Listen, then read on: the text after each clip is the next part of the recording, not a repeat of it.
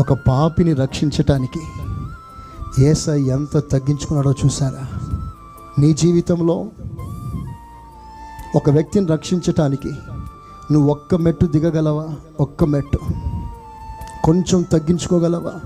నీ అహం, నీ స్వార్థం, నీ కోపం, నీ ఆవేశం మూట కట్టి పక్కన పెట్టి ఒక వ్యక్తిని సంపాదించాలని నువ్వు సంపాదించకపోతే ఆ వ్యక్తి నాశనం అయిపోతాడు. నువ్వు రాని పిలవకపోతే ఆ వ్యక్తి పాతాళంలో దిగిపోతాడు.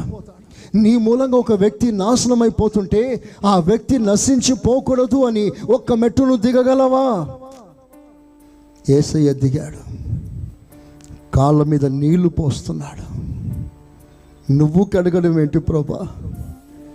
నిన్ను నా కాళ్ళు ముట్టుకనివ్వను అన్నాడు పేతురు.